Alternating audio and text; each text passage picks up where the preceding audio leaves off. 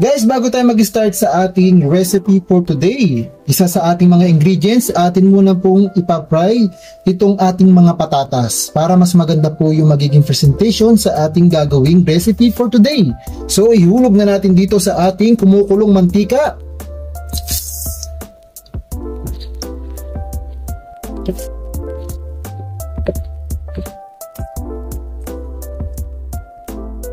Yan, ating i-golden brown lang yan. Yan guys, golden brown na po. Pwede na natin itong i-set aside.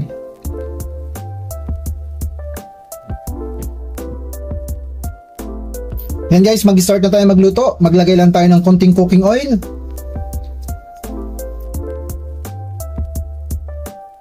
Ito guys yung ating mga ingredients. Yan, meron tayong ginger. Then yung pamintang durog. Meron din tayong dahon ng laurel. And then yung ating nor cubes. At saka yung ating siling labuyo, star anise, yung ating soy sauce, suka, at saka yung ating onion. Okay, yung ating main ingredients, yung chicken, and then yung ating na-fry na patatas. Then ito naman yung ating garlic, so hindi natin yung dinuro guys. Yan guys, dahil mainit na, ilagay na natin yung ating garlic. Hindi ko yan dinurog kasi yan ang gusto kong yung medyo buo. Pero pinirat ko lang siya. Iba-brown lang natin siya ng bahagya. Ayan guys, golden brown na. Atin mo lang set aside dyan. Bali isang buo nga pala itong garlic. Yan, set aside lang natin to. Next, yun namang ating chicken. Ayan, lalagay muna natin dito. Na-fry lang natin to. Yan, bali 1 kilo nga po pala ito. O mahigit na 1 kilo. So, ang part na to ay yung legs. Hinati-hati ko lang. Tama ba yung quarter? So, yan. Ipapafry lang din natin to.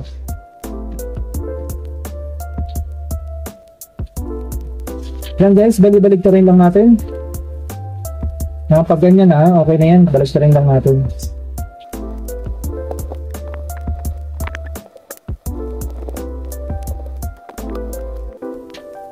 Yan guys, i-set aside lang muna natin to. Okay na to. Yan guys. Next, gigisa na natin. Maglagay na tayo ng ating luya.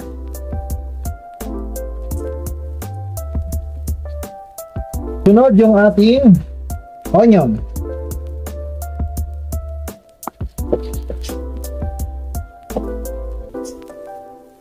Yan guys, pwede na natin ilagay yung ating chicken.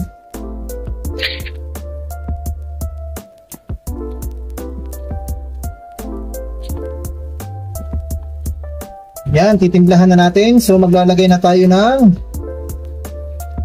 ating paminta. Itong ating dahon ng laurel. Ayan, meron tayong 4 pieces.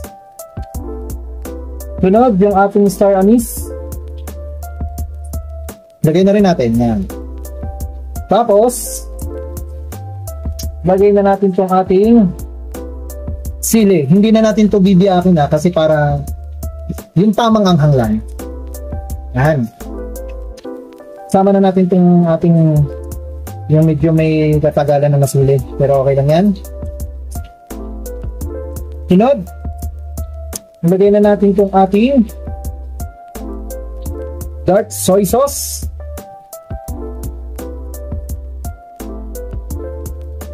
Next, yung ating suka. Sunod, nalagay na natin tong ating chicken cubes. Okay. At saka ilalagay na rin natin yung ating na-fry na garlic.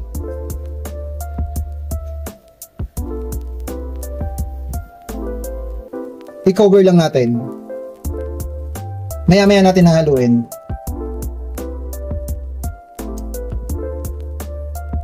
Yan guys, pwede na natin siyang haluin. Bagong lahat, lagyan na natin ng MSG.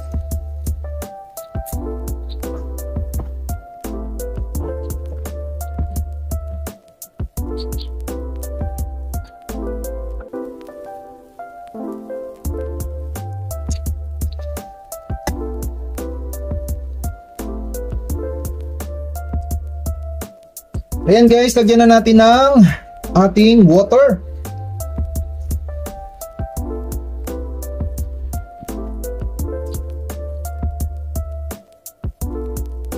Then cover lang natin, hayaan lang natin siyang kumulo.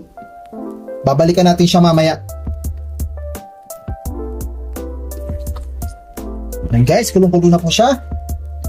Then haluin lang natin. Grabe ang bango niya kasi yung star anise niya, grabe yung amoy. Sobrang bango.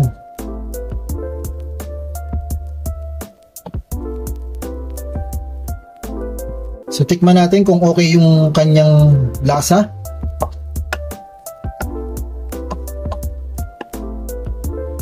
Yan. Malapit na siyang maluto guys. Tikman lang natin.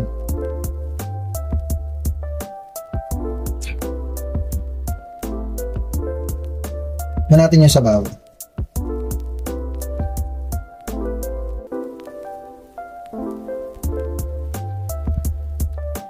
Sarap. Yan guys, ilalagay na natin yung ating patatas.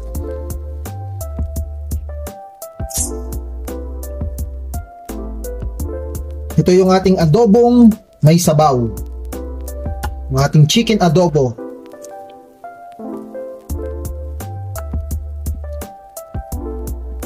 Malapit na siya guys maluto. Ayan guys, salamat po. Salamat po sa inyong suporta sa mga nanonood nitong ating video. Thank you very much po. At sa mga hindi po nag-skip ng ads, thank you so much. At mega shoutout po sa ating mga taga ibang bansa dyan. Hindi ko na kayo isa-isahin.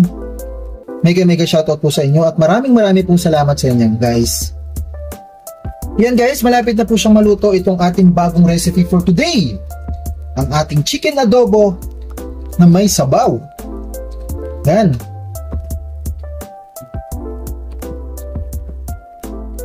Kunti na lang, i-cover lang ulit natin at maya pa ay pwede na natin itong iserve. Guys, bago magkalimutan, lalagyan nga pala natin siya ng sugar. 2 spoon of sugar ang lalagay natin, yung kulay red. O depende po sa inyo kung ano yung gusto nyo.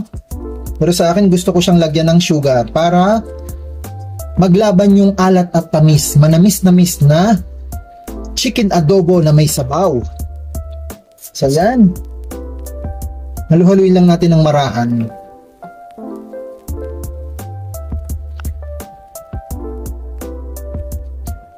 Yan. Cover lang ulit natin.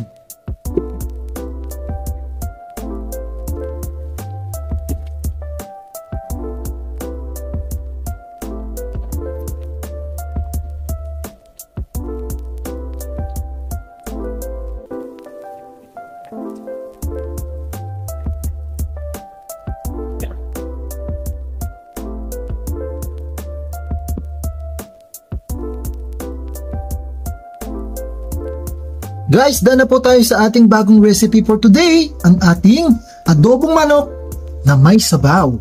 Yan po ang ating bagong recipe for today. Salamat guys! Tara! Kain tayo!